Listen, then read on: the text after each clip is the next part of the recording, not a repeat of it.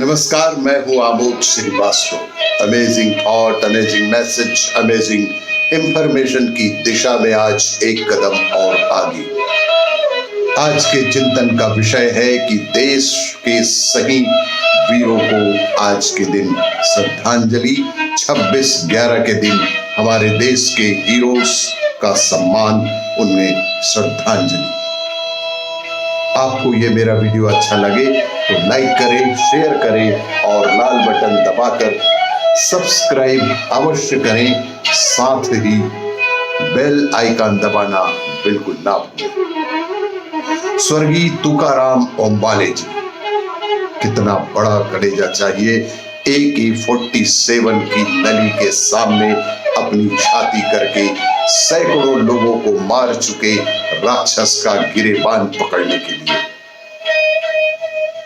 1 गोली, 2 गोली, 10 गोली, 20 गोली, 40 गोलियां कलेजे के आर पार हो गई,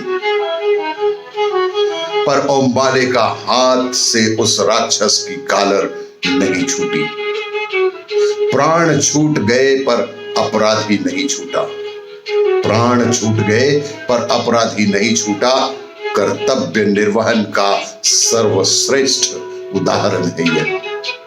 अपने कर्तव्य निर्वहन का इससे सर्वश्रेष्ठ ज्यादा उदाहरण और कोई हो ही नहीं सकता। स्वर्गीय ओंबाले सेना में नायक थे। सेना से रिटायर होने के बाद उन्होंने मुंबई पुलिस ज्वाइन की थी। चाहते तो पेंशन लेकर आराम से घर रह सकते थे, पर नहीं। वे तो जन्मे थे लड़ने के लिए, जीतने के लिए। होते हैं कुछ योद्धा जिनमें लड़ने की जिद होती है। वे कभी भी जीवन में रिटायर नहीं होते, कभी वृद्ध नहीं होते। मृत्यु के क्षण तक युवा और योद्धा ही बने रहते हैं। इसी तरह एक थे कैप्टन विक्रम बत्रा। कारगिल युद्ध में एक चोटी जीत लिए तो अधिकारियों से जिद करके दूसरी चोटी के युद्ध में निकल गए।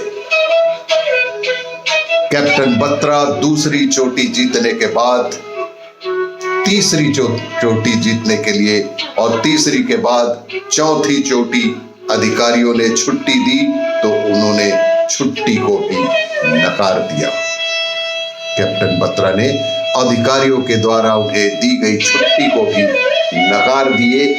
कहते थे कि ये दिल मांगे मोर, जब तक मरे नहीं तब तक लड़ते रहे। इसी क्रम में एक थे बाबू कुंवर सिंह। बाबू कुंवर सिंह 80 वर्ष की आयु में अंग्रेजों के विरुद्ध लड़े तो ऐसे लड़े कि आज तक उनके नाम से गीत गाया जाता है। और एक थे फतेह बहादुर शाही।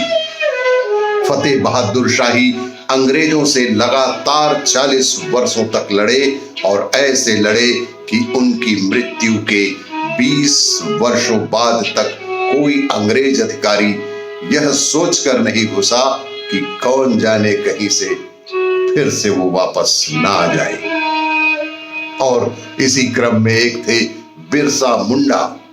अंग्रेजों से लड़े, तोपों के विरुद्ध तीर लेकर लड़े और ऐसे थे बिरसा मुंडा जिनके आत्मविश्वास के सामने अंग्रेजों के भी छक्के छूट गए।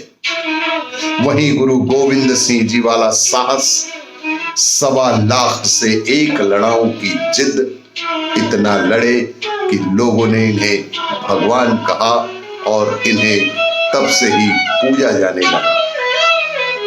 स्वर्गीय ओंबाले उसी श्रेणी के योद्धा थे।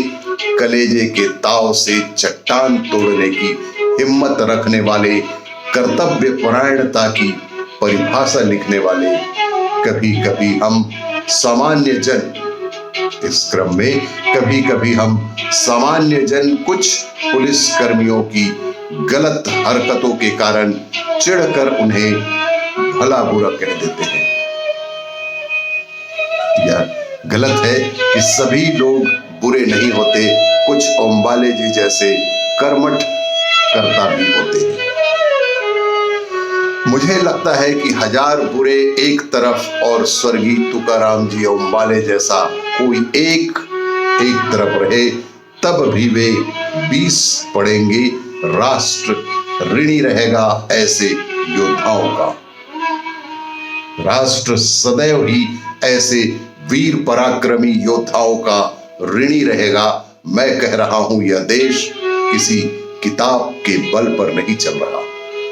यह देश किसी किताब के बल पर नहीं चल रहा। यह देश चल रहा है स्वर्गीय तुकाराम ओंबाले जैसे लोगों की वज्र छातियों के बल पर, जो 40 गोलियां खाकर भी सुध भर नहीं टिकती। ऐसे योद्धाओं की कहानियां कहीं सुनी जानी चाहिए। ऐसे योद्धाओं की कहानियां हमारे बच्चे, हमारे युवा पीढ़ी तक कहीं सुनी जानी चाहिए। भगत सिंह इसलिए बने क्योंकि उन्होंने बचपन में करतार सिंह सराबा की कथा सुनी थी। भगत सिंह वैसे ही नहीं बन गए, उन्हें भी उनके बुजुर्गों ने बचपन में करतार सिंह की सराबा की कथा सुनाई थी। पंडित चंद्रशेखर आजाद इसलिए बने क्योंकि उन्होंने राणा और शिवा की कहानियां सुनी थी। आप सभी से भी निवेदन कि अपने बच्चों को हमारे देश के रियल हीरोज की कहानी अवश्य ही सुनाएं और उन्हें बताएं कि हमारे देश के रणबांकुरे किस तरह से राष्ट्र की, देश की रक्षा में अपने जान कुर्बान करते आए हैं। आपको ये मेरा वीडियो अच्छा लगे तो लाइक करें, शेयर करें और सब्सक्राइब अवश्य करें। धन्यवाद।